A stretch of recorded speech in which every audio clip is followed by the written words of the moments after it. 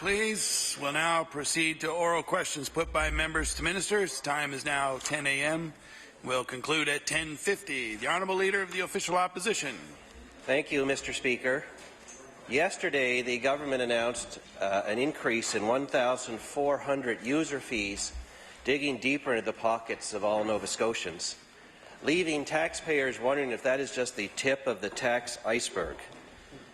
We still haven't heard from the Premier on whether they intend to impose a carbon tax on Nova Scotians, Mr. Speaker, a tax recommended by the government's own study, which also estimates it would raise $400 million,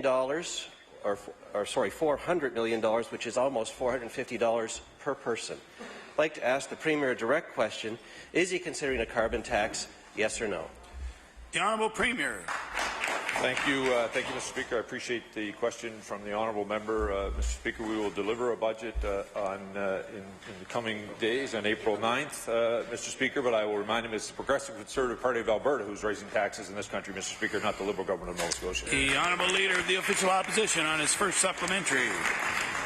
Yes, Mr. Speaker. It's also the Progressive Conservative Party of Alberta that has 30,000 onshore gas wells generating wealth for the people of Alberta, something that's been banned here in Nova Scotia, Mr. Speaker. I know it's a complex topic, but it took the Premier 3 whole days after the gas report to ban fracking. Here we are today, 4 months after this report. Nova Scotians are wondering, are they going to be taxed in a whole new way or not? So I'll ask the Premier, why leave them waiting all this time when they want to know, is this just the tip of the iceberg or is a bigger carbon tax yet to come? The Honourable Premier. Mr. Speaker, I know it's a novel idea for the Leader of the Conservative Party, but the Minister of Finance has been out consulting with Nova Scotians, Mr. Speaker. Nova Scotians will see their fingerprints on our budget when we introduce them, Mr. Speaker, because they had direct input with our government, Mr. Speaker. The Honourable Leader of the Official Opposition on his final supplementary. Mr. Speaker, they already see the fingerprints of the Premier deeper into their pocketbooks as of yesterday with the increase of 1,400 user fees. No wonder they're wondering what's going to happen next. After all, his campaign spokesperson told them in the election that they would not face an increase in user fees, but that same campaign spokesperson has yet to tell us whether there's going to be a $400 million carbon tax imposed on Nova Scotians or not. So I'd like to ask the Premier, will they know the answer to that question on April 9th when the budget is tabled? The Honourable Premier. Thank you, Mr. Speaker. On April 9th, Mr. Speaker, they'll know not only that answer, Mr. Speaker, they'll know the direction that this province is going to sustainability, Mr. Speaker, and they'll understand that we're providing opportunities in the private sector to grow good jobs, and they finally have a government that is living within its means, controlling its expenditures, and going to the bargain table, Mr. Speaker, and defending their interests as well. The Honourable Leader of the New Democratic Party. Thank you very much, Mr. Speaker. Mr. Speaker, my question through you is to the Premier. Mr. Speaker, while this government was distracted, picking fights with healthcare workers, frontline patient care has been deteriorating. ER site chief at the Halifax Infirmary, Dr. Sam Campbell, sounded the alarm earlier this month, and he told a local radio station, and I quote, "We are seeing unprecedented levels of overcrowding. As I speak, there are 12 ambulances in the emergency department waiting to try and offload their patients." And he went on to say that it was worse than when they called Code Orange. So my question to the Premier is this: why did his government allow patient care to deteriorate to this point while he was busy picking fights with healthcare workers? The Honourable Premier. Mr. Speaker, I want to first of all thank the Leader of the Democratic Party for recognizing that it's been this government, Mr. Speaker, that has been defending the interests of all Nova Scotians when it comes to collective agreements. Mr. Speaker, I also want to remind the Leader of the Democratic Party when she was Minister of Health that same issue was happening downtown, Mr. Speaker, and I also want to remind her, Mr. Speaker, there are structural challenges facing this province.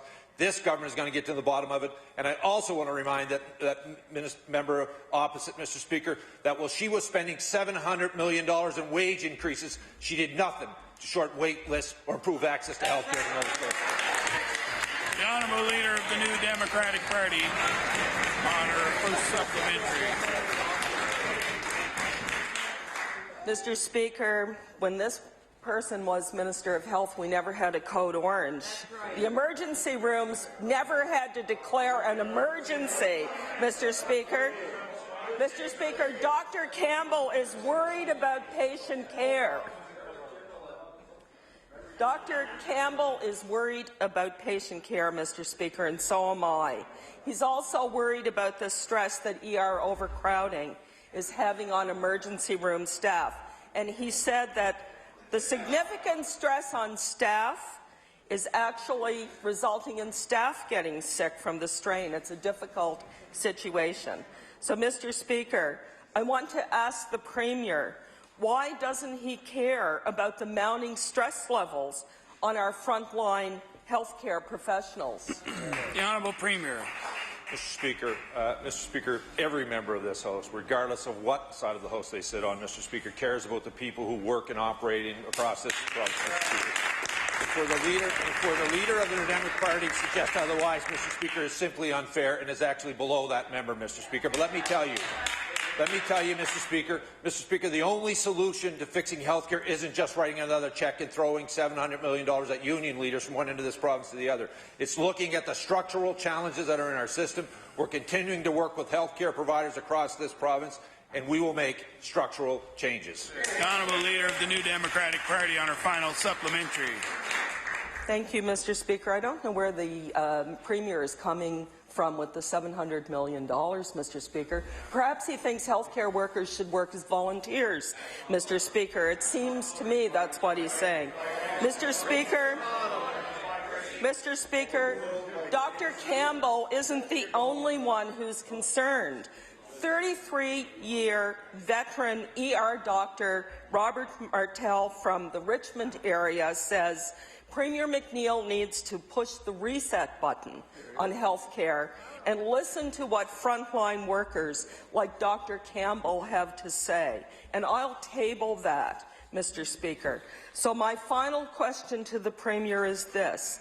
When will the Premier begin to listen to frontline health professionals like Dr. Campbell and Dr. Martell and finally turn his focus on patient care? The Honourable Premier. Mr. Speaker, I want to thank the honourable member for the question. I want to tell all Nova Scotians that the Minister of Health, from the day that he's been appointed to that portfolio, has continued to be focused on patients and patients alone. And we will deliver, Mr. Speaker, a health care system that is sustainable and that all Nova Scotians will have pride in, Mr. Speaker. The Honourable Leader of the Official Opposition.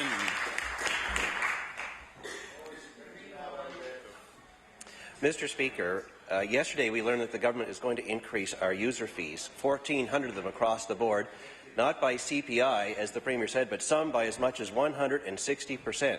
Mr. Speaker, certainly the Consumer Price Index is not at 160%, and I'm referring to the fees charged for our ferry services, which is an essential service for rural Nova Scotians as they get back and forth to work and are a vital transportation link. Mr. Speaker, I'd like to ask the Premier directly, why does he think it's okay to charge 160% more for Nova Scotia's ferries? The Honourable Premier. Mr. Speaker, I want to thank the honourable member for the question. Mr. Speaker, the fact of the matter is this province spends $9 million in this province on the ferry systems that the Leader of the Conservative Party is talking about. We collect $1 million, Mr. Speaker, with these present changes. That means the rest of Nova Scotians are subsidizing those links. What we've done is try to strike a balance, Mr. Speaker, to ensure that that service would be in place in those communities. At the same time, Mr. Speaker, ensuring that the residents of the particular communities do not absorb the kind of increases that the member is talking about, but they would be there for those who are coming to visit and passes to help pay for those services that all Nova Scotians want to keep. The Honourable Leader of the Official Opposition on his final supplementary. Mr. Speaker, Nova Scotians already pay the highest income tax in the country, the highest sales tax in the country, the highest general corporate taxes in the country, and depending on where they live, maybe among the highest property taxes in the country.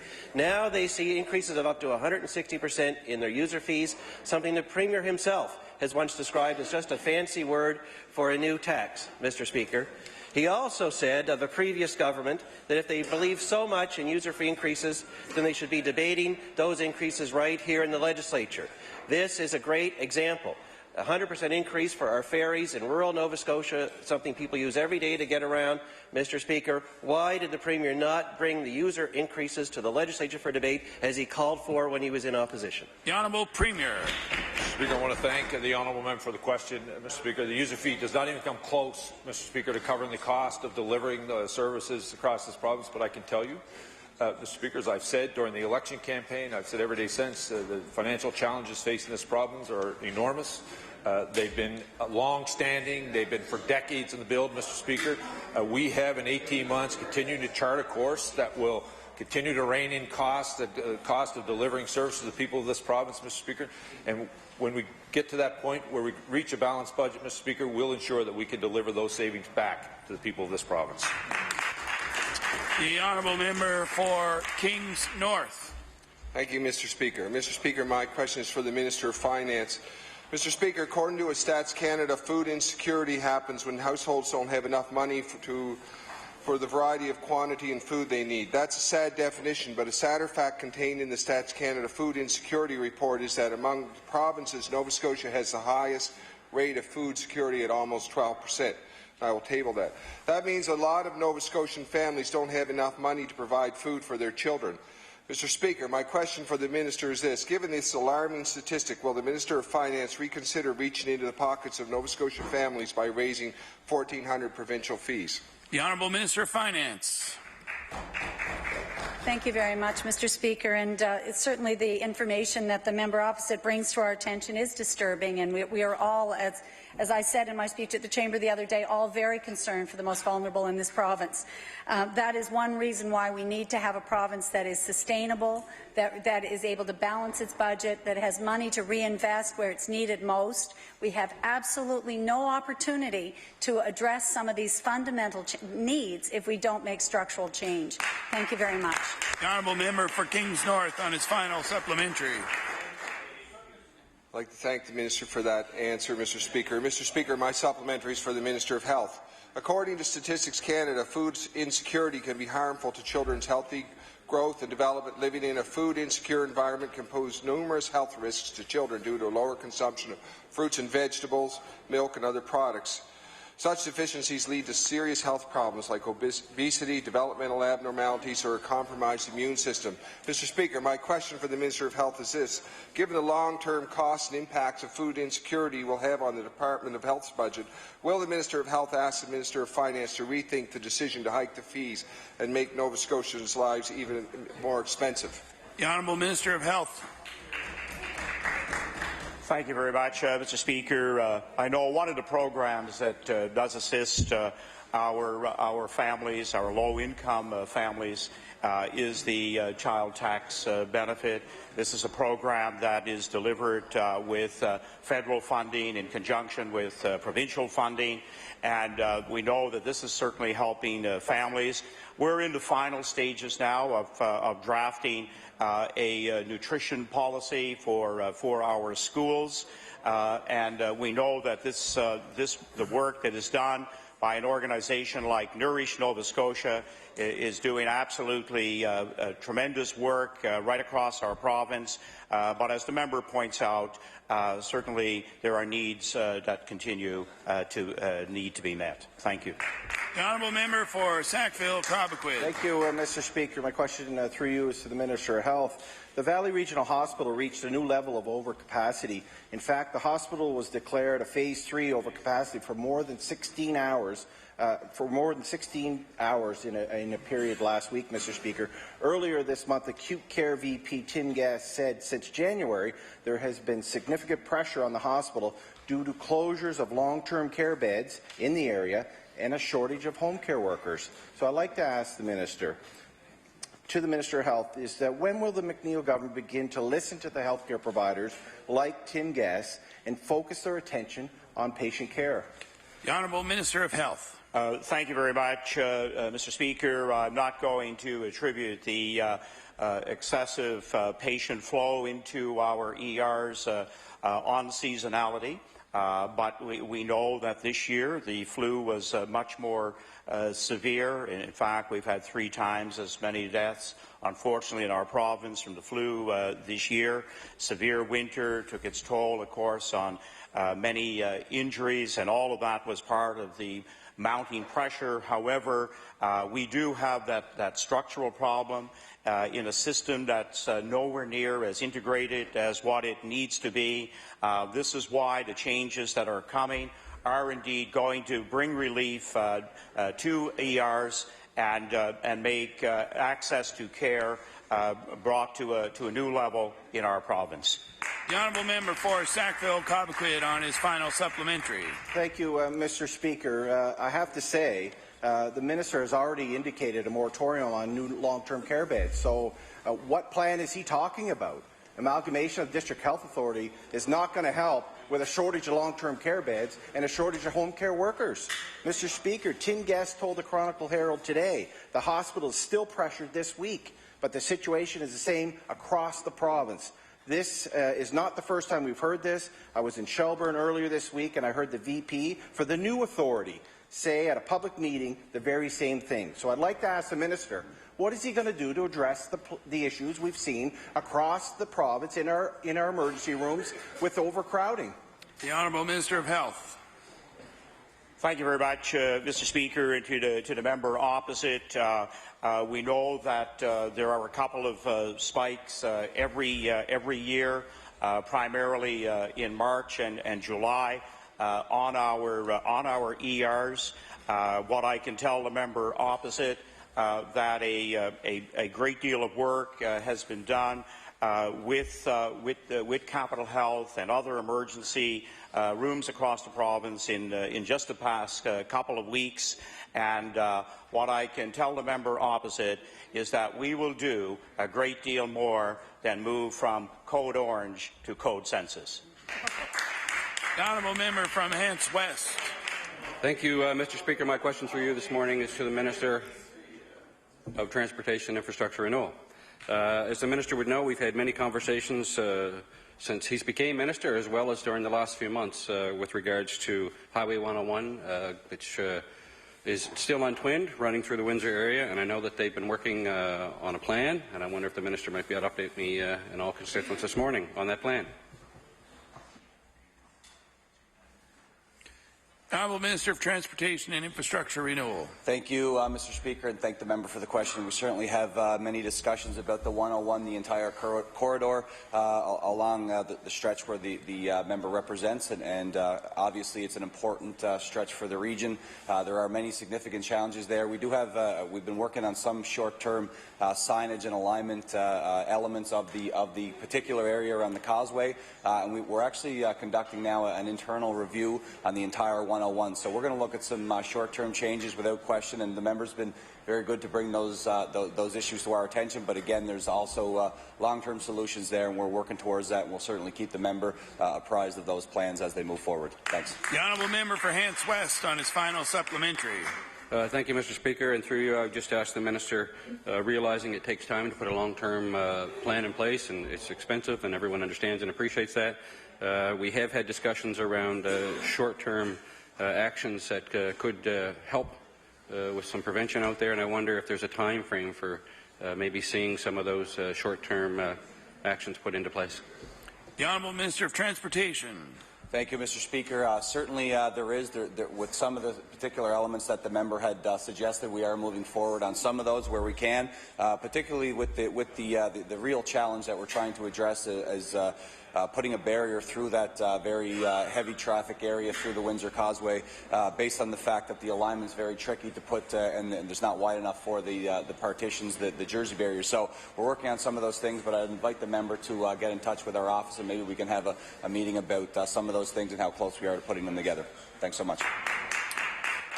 The Honourable House Leader for the Official Opposition. Thank you very much, Mr. Speaker. My question is to the Minister of Health and Wellness. Last year, he committed to introducing a new dementia strategy for Nova Scotia. At the time, the minister said the new strategy would be unveiled in the spring of 2015. However, since the initial announcement, we've heard little about the provincial dementia strategy.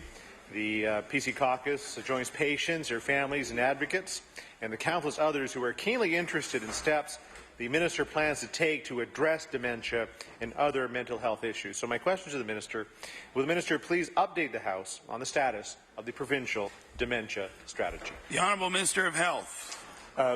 Thank you very much, Mr. Speaker, and to the member opposite, I want to point out to the House and to all Nova Scotians that dementia, again, with our aging population, is one of those real challenges for the individual affected, families, communities, and of course our healthcare system. In fact, there are 17,000 Nova Scotians who are affected by dementia.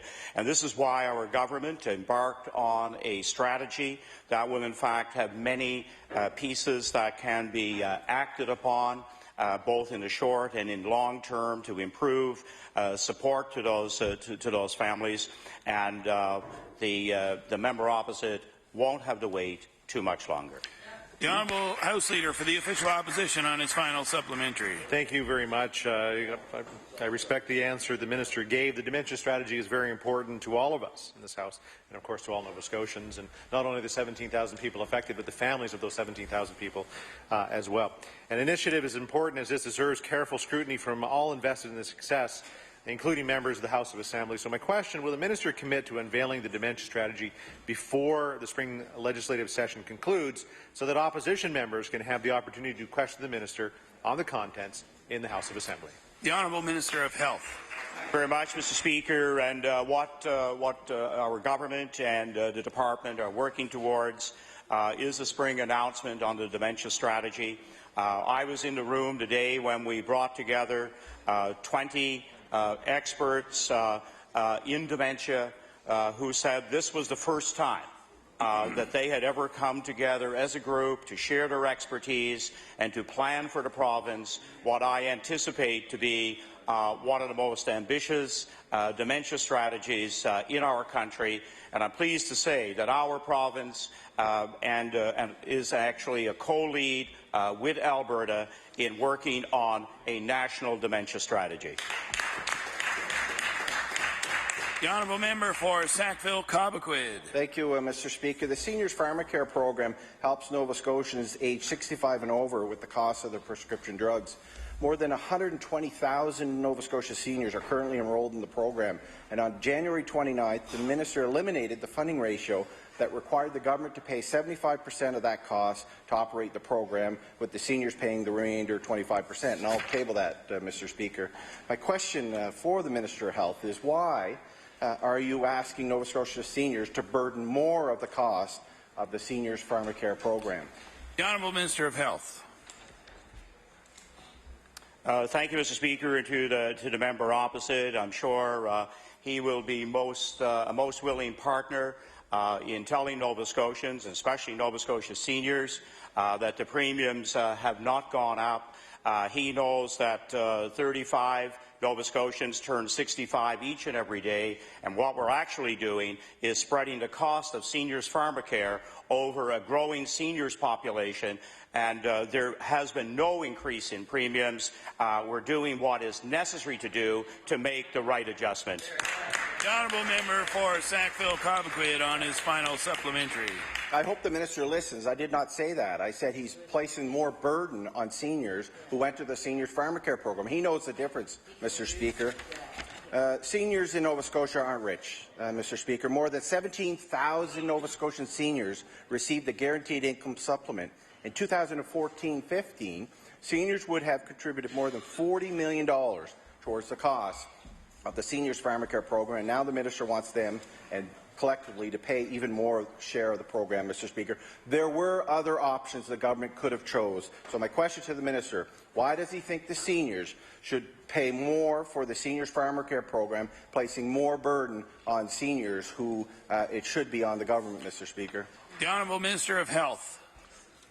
Thank you, Mr. Speaker, and to the member opposite, his government realized that the 25-75 formula was no longer working. It kept inching up by 1% a year over the last number of years. We are not in any way increasing the burden to seniors.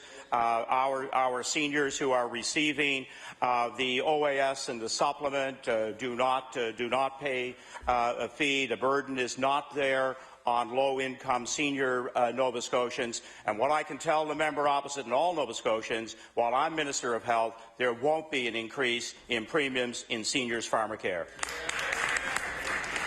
The honourable member for Northside Westmount. Thank you, Mr. Speaker. Mr. Speaker, in 2011, criticising the former government's increase in user fees, the Minister of Energy suggested that all 1,400 user fee increases be debated in the legislature. He said, yet instead the Minister of Finance hid in his office and refused to be accountable to the legislature. So my question to the Minister of Finance is, why aren't we debating the increase of these user fees and vote on them as suggested by the Minister of Energy? The Honourable Minister of Finance. Thank you very much, Mr. Speaker. I appreciate that. And Mr. Speaker, we have many opportunities here at question period for debate of the fees, and I know we've had quite a few questions today. I'm sure they will continue in the days ahead. Thank you very much. The honourable member for Northside Westmount on his final supplementary. Mr. Speaker, what is shocking about this is that Nova Scotians have been given less than a week before the fee increases come into effect.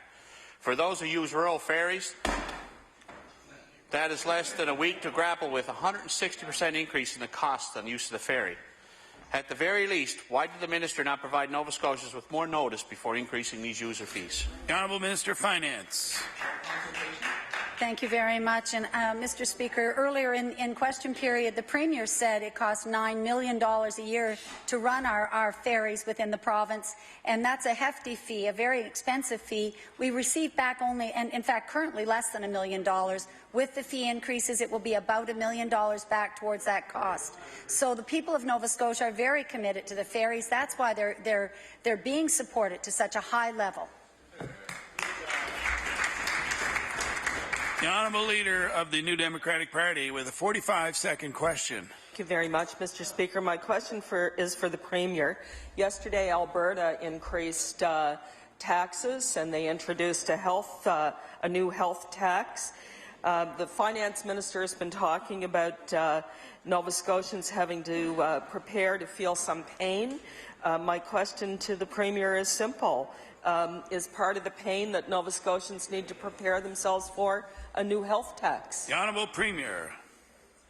Thank you, Mr. Speaker. As I said to the Leader of the Conservative Party, the budget will be introduced on the 9th of April. I do want to assure the honourable member the first I heard tell of a health tax was by a reporter sometime this week. The Honourable Leader of the New Democratic Party on her final supplementary. Thank you very much, Mr. Speaker. Well, Mr. Speaker, a health tax was never part of the Broughton report to the McNeil government. However, in the minister's consultations around the province, it certainly was part of what people were asked to discuss. It appeared, which certainly begged the question. So my last question is to the minister. Minister, will a health tax be part of the pain that Nova Scotians will be expected to suffer after your budget? The Honourable Minister of Finance. Thank you, Mr. Speaker. I appreciate the question. And as the member opposite would know, we're in our discussions asking Nova Scotians to consider where we might have other sources of revenue in the face of a declining number of working Nova Scotians, that working age population declining, and our income tax is bound to decline. We've already begun to feel that. So what we had in our consultations was very broad. We wanted people to look at other provinces, look at what are other options for taxes, and a health premium is one of those. We did that discussion, and we'll know more as we go forward. The Honourable Member for Sydney River Myra Lewisburg. Thank you very much, Mr. Speaker. Mr. Speaker, my question through you is to the Minister of TIR. Mr. Speaker, as the very lucrative fishery of the Manitou area is coming up on May the 15th, where you get the best lobsters in the world,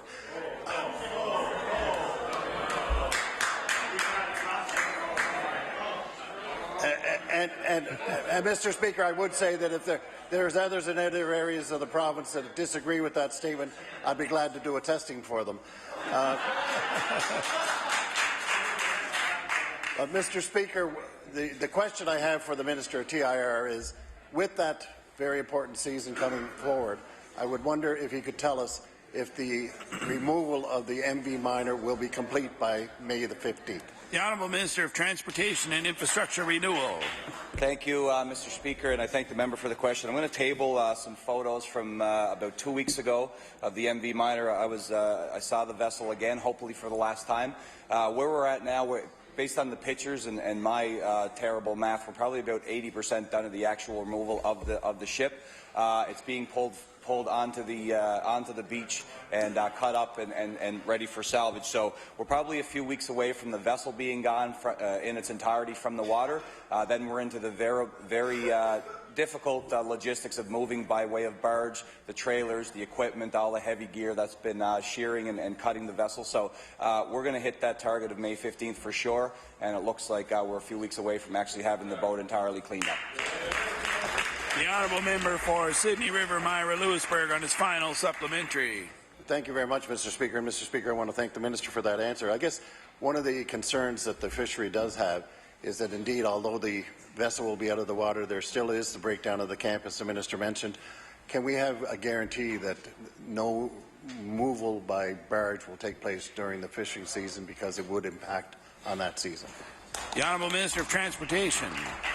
Thank you, Mr. Speaker. Certainly, we've allowed the community, the stakeholders, and the fishers being a key piece of that group to dictate and really determine what our plan is. So we'll continue moving forward by way of barge once the vessel's gone, and we certainly won't allow any impact on the fishery. That's the #1 priority, and really May 15th has been the date we're working back from, as the member said, and he's been a good supporter of this project, and it was our government that stepped up to clean up the vessel. We're going to do this right. We're going to protect the fishery there, and that's exactly what we'll do. So we'll make sure that the fishery isn't impacted this year. Thank you very much.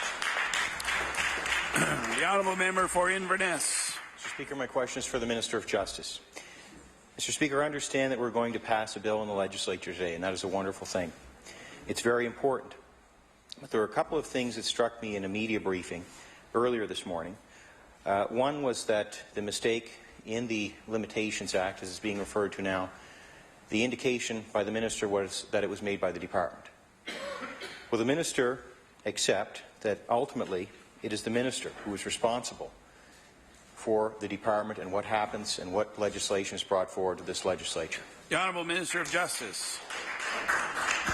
Thank you very much, Mr. Speaker. As I said in the media briefing, my heart goes out to the victims and to the pain they've endured over the years, and certainly some of them have been saying it's been 20 years. So in terms of the error that happened with respect to the limitation of action, and in particular to researching the retroactivity, we do take full responsibility for that. And of course, as the Minister, I'm the one in charge, so my apologies for that mistake. Thank you. The Honourable Member for Inverness.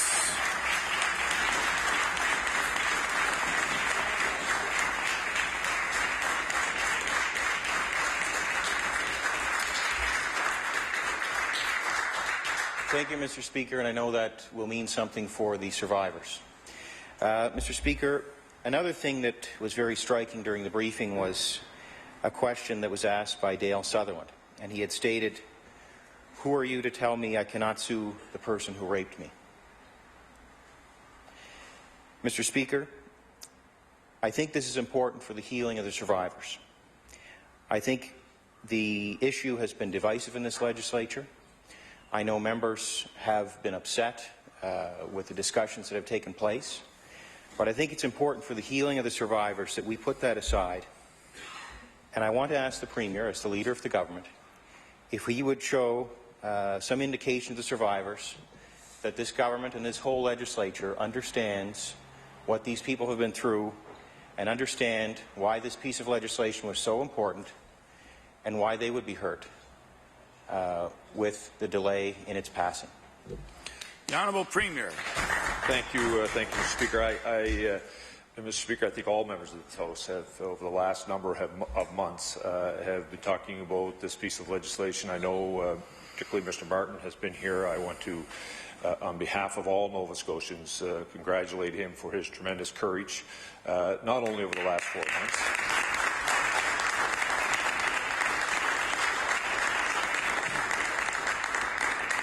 not only over the last 4 months, Mr. Speaker, but for decades, pursuing what was fair and just in this province. I'm very proud of the Minister of Justice who brought forward a piece of legislation that has been for her department for a decade. Mr. Speaker, she brought a piece of legislation in the fall that needed to be enhanced. Today, we are going to enhance that piece of legislation that will ensure that victims have their day, Mr. Speaker, not only in this province, but their day in court. The honourable member for Sackville-Cobequid. Thank you, Mr. Speaker. According to documents obtained by the Freedom of Information by our caucus, which I'll table, there appears to be a significant number of seniors lingering in our hospitals throughout the province, waiting for access to a long-term care facility. In total, Mr. Speaker, 256 Nova Scotians are waiting today in hospital throughout Nova Scotia, in some cases over 130 days to access long-term care beds. Interestingly enough, there is no mention of new long-term care beds in the 2014-15 capital plan. So I'd like to ask the Minister of Health, how come, or why is it that his government put a moratorium on creating new long-term care beds in our province when the evidence in front of us showed there's a need? The Honourable Minister of Health. Thank you, Mr. Speaker, and I want to thank the member for that very, very important question. We all know that seniors who are in a hospital bed, it is in fact not the best place for them on many different levels of addressing their condition. We are making a very clear departure in terms of the wait list and getting some movement in the wait list of seniors, both in home but especially those in hospital, to get to nursing home. We are finally addressing a list that does not reflect the real needs and the kind of risks and especially the movement from hospital into our nursing homes. And in fact, when we have real need and real risk assessed, we will actually free up about 1,000 more beds as we shorten the time when in fact people are in a nursing home. The honourable member for Sackville-Cobequid on his final supplementary. Well, that's interesting, Mr. Speaker. I don't buy that for 1 second. We've heard over and over from the minister that they're going to save $15 million with the amalgamation of District Health Authority. A few months later, oh, sorry, it's not $15 million. To say today that there's going to be 1,000 beds open up overnight because you're going to refuse people access to the long-term care wait list, I don't believe it, Mr. Speaker, and we're here to hold them to account. Why is it that we have such a long list of wait times for long-term care entry, and the government makes no mention in the capital plan? So why has the minister and his government taken the position of creating no new beds for long-term care? The Honourable Minister of Health. Thank you very much, Mr. Speaker. That may require a little bit longer answer than you may like, but shut me down if you have to. What we know is that the current wait list is one that we need to make considerable adjustments with. Last year, when the department went through even the first 100 on that list to be placed, 33 refused to go because they said they weren't ready.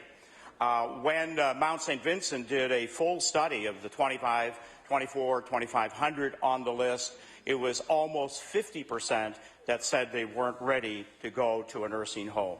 Once we get that true list and a true movement of people from home or from hospital into the nursing home, and also those being there with shorter stay, we in fact will make more beds available to Nova Scotians each and every year forward.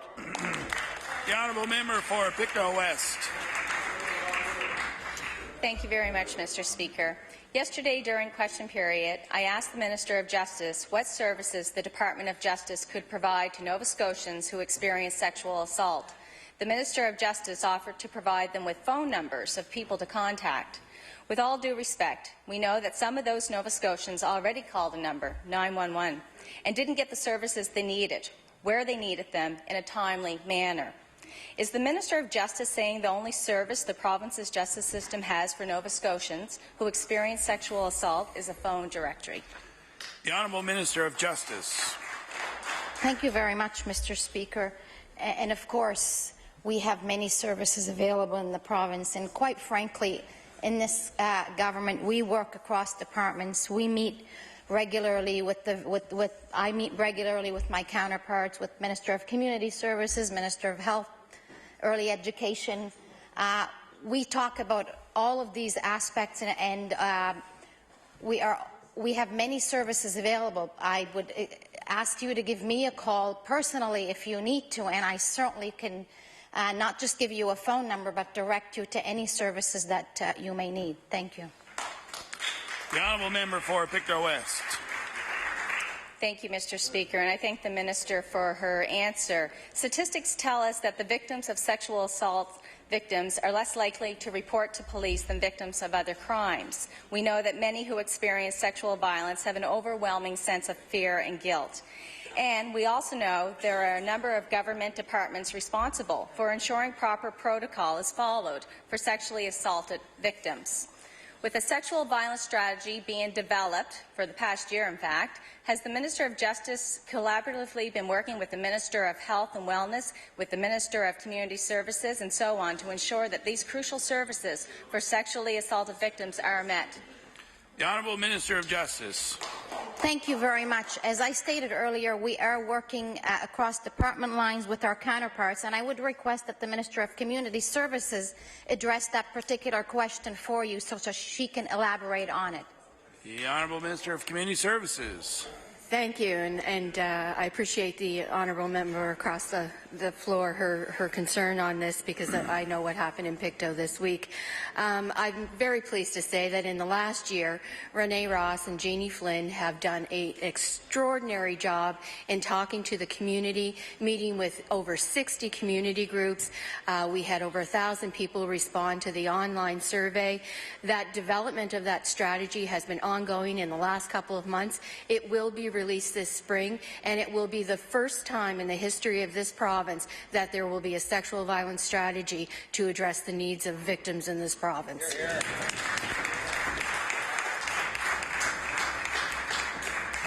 The Honourable Member for Northside Westmount. Thank you, Mr. Speaker. I'll try this question again to the Minister of Labour and Advanced Education.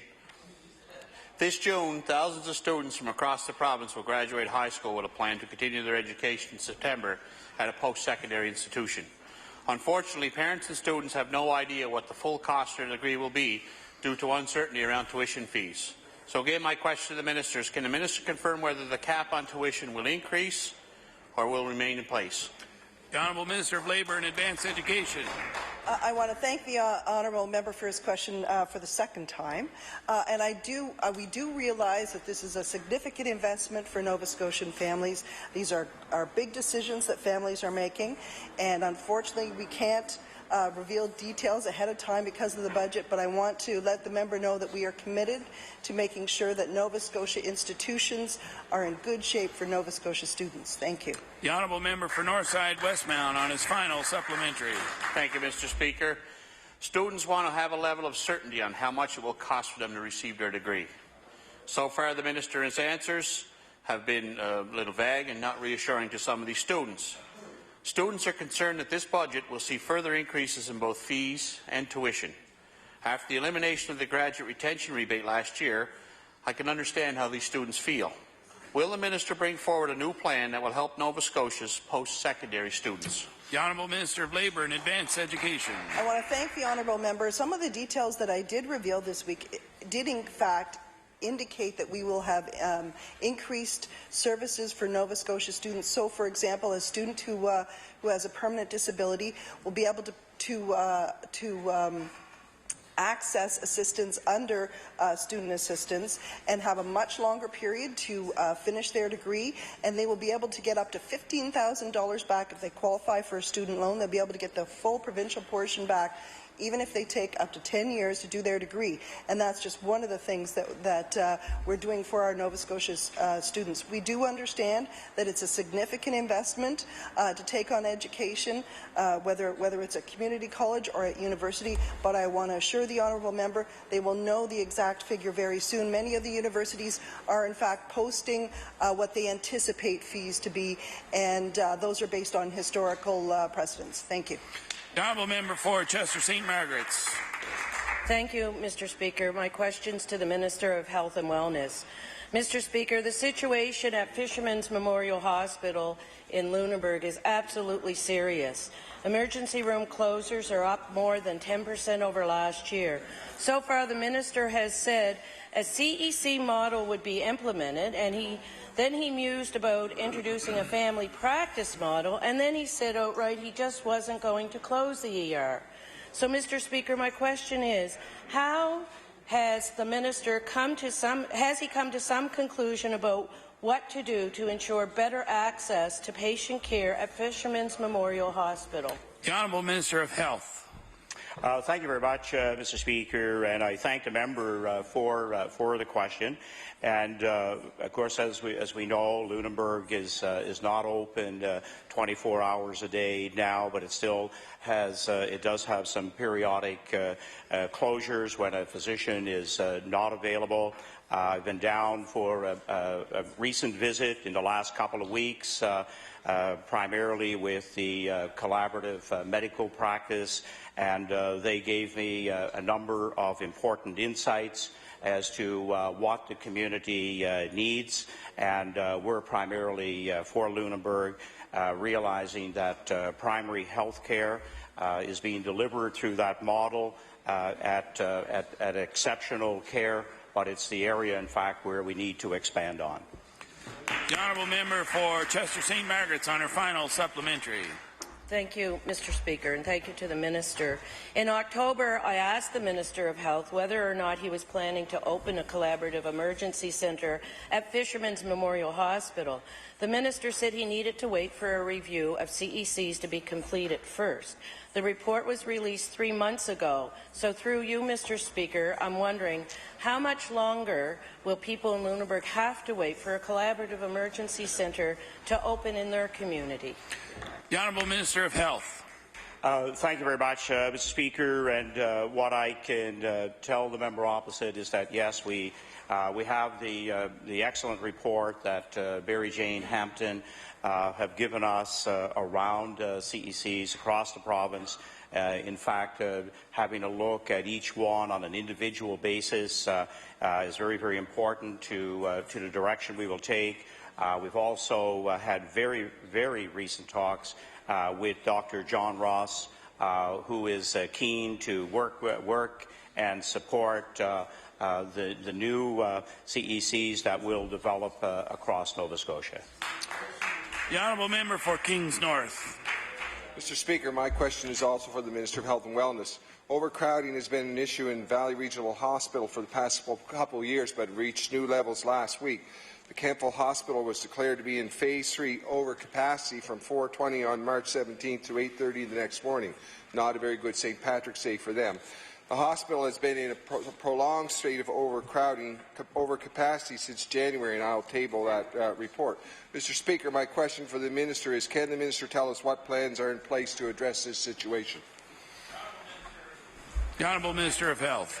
Speaker, and what I can tell the member for Kings North is that when we looking at addressing one single flashpoint of the ER will not bring about the kind of structural changes, the kind of sustainable changes that are needed to address the challenges of the ER.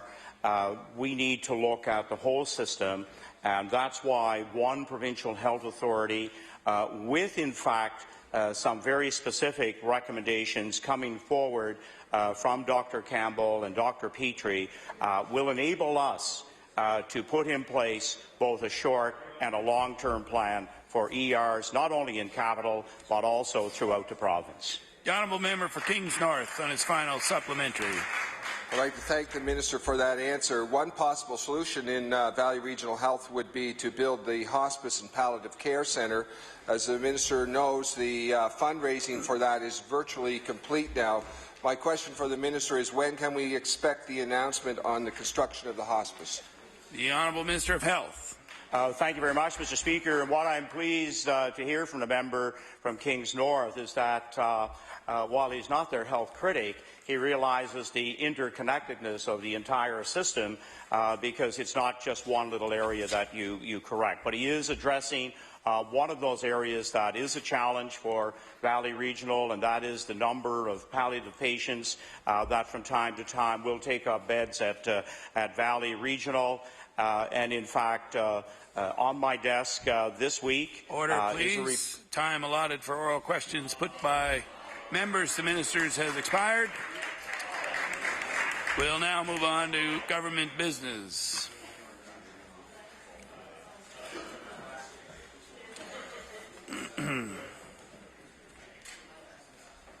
The Honourable Government House Leader. Speaker, would you please call the order of business public bills for second reading? We'll now call public bills for second reading.